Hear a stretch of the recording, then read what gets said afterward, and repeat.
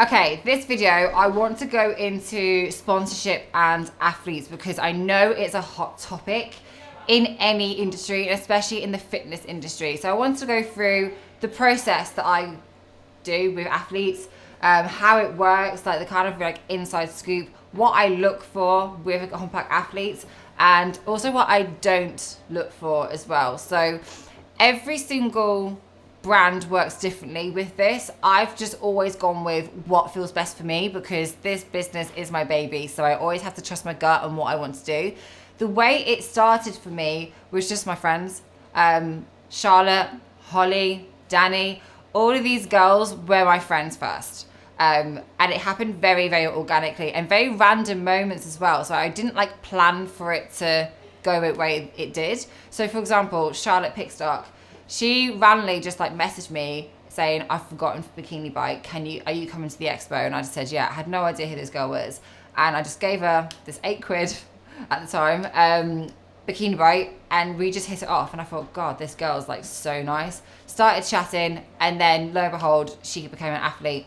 Same with Holly David, actually. She messaged me, I think a month into my business, saying, I don't know what I'm doing. I need to get some jewelry for Purely. Can you help me? And I remember just thinking, God, like she's doing like some Cambridge stuff, like University of Cambridge. And I just randomly messaged back to her being like, oh, and like hats off to you, by the way, for doing this University of Cambridge job on top of competing.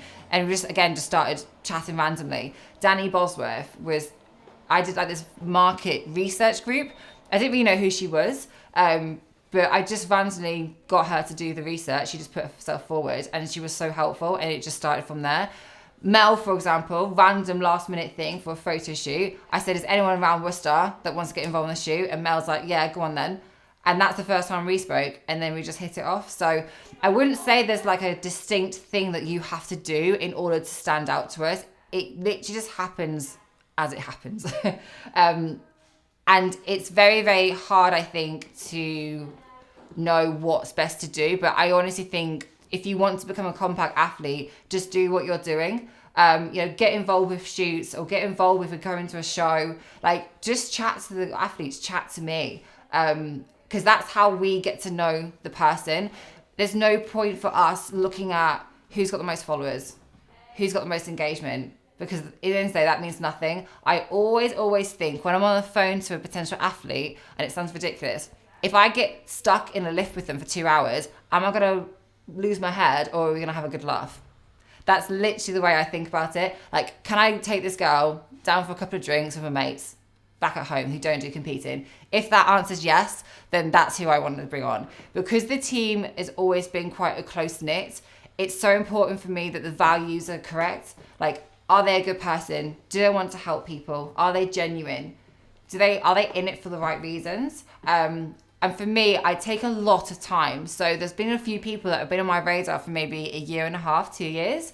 But I always think the slower, the better. And the athletes know, I have chosen them for a reason. I haven't chosen it on a superficial level. I haven't done it last minute. I've taken my time and really made sure that they're going to be the right fit for us. Because for me, I would hate to bring someone on the team that throws the dynamic off, ruins the vibe. Because for me, that's everything.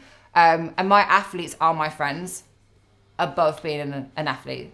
Does that make sense? They are my friends first before being an athlete, because for me, that's what keeps my business fun. That's what keeps me going. So with the process, I know like different brands do this very, very differently. I'm not in a position, I'll be completely honest, like I would love to be able to do a paid sponsorship.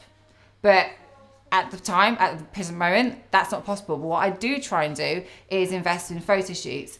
I know there's a couple of other sponsorships where you have to give the items back. I don't do that. I know there's other brands that will kind of go, okay, you get 50% off your items. I don't do that. I literally say to the girls, here's your code, order what you want when you want. And they're always really, really shocked with that. But for me, a sponsored athlete is a sponsored athlete. I don't believe they should be paying for any item, because they are, I feel like it just disintegrates like the value of that sponsorship. And for me, I want to support these girls with everything going on, whether it is the product, whether it's they're having a meltdown. Like, I want to still do that. And I've always thought, do I bring on an athlete manager? but then for me, it would take away from the relationship I have with that athlete. So I always try and bring them onto a photo shoot first. There's a couple of girls here that I've always thought about bringing on the team, but I want to make sure they fit the dynamic. So if there's any like awkwardness or anything like that, I make sure that every single athlete that's already on the team are happy with whoever is coming on. So yeah, athlete wise, how it works with me, I take my time. We jump on a call most of the time, and I've met them quite a few times and I've seen how they interact with different people, so I already have an idea of the type of athlete they're going to be. In addition to that, acting like a compact athlete before you already come on, so tagging us consistently, mentioning us consistently. If I already have an idea the type of content you're going to produce, how consistent you're going to be, then I already, like for me, that breaks down the barrier that I potentially have to bring someone on. So make sure if you want to work with that brand, like you're already engaging with them and you're doing what you should be doing. Because when the athlete comes on, they're like, okay, what do I need to do? And like, nothing, because what you have been doing already is what has brought you on. So kind of like the do's and don'ts for me, I would say it can be quite overwhelming, especially when you've got all these brands that potentially want to work with you. If you really want to go for X brand, you hold out. You definitely hold out, and you act like that athlete, and you just be patient. I always hire slow, but for me, it's the best way to do it, and it's the most organic. I'd say maybe like the don'ts. I don't know. No, I'll backtrack. So I think a misconception is that you have to spend so much money with a brand for them to then think, oh, I want to bring you on. Charlotte bought one bikini bite from me. That was it. It didn't matter like how much or how little she spent. It was literally that one little off chance, and then we started talking, and then we started connecting. So just think about like the values. Are they going to fit well? Like, could you see yourself with a team? Can you see yourself at events? And just supporting the brands, because especially in the bodybuilding industry, a lot of these companies are very, very small. And for them, an athlete is a big, big investment. So it's making sure that if you do want to be part of Compact, for example, then you are really, really serious about it. And it's not just about getting the products. Like for me, it's not just about giving these girls the product. It's supporting them during everything and making sure that they know that they've got the support from us and the team. Like it literally means everything. So I think I'm going to leave it there. There's quite a lot. I think I did do a podcast actually about this, but the values are everything. Act like you are an athlete, be patient, and don't force it. Just be organic, be yourself. I don't ever want to bring on someone that's just a copy of someone else. I also don't bring people on, like for example, I know I haven't got that many figure athletes. Do I need to bring more in? Yeah, potentially. But it's the person itself. It's the person itself that matters more than like what they are and who they are. Followers don't really matter to me as much.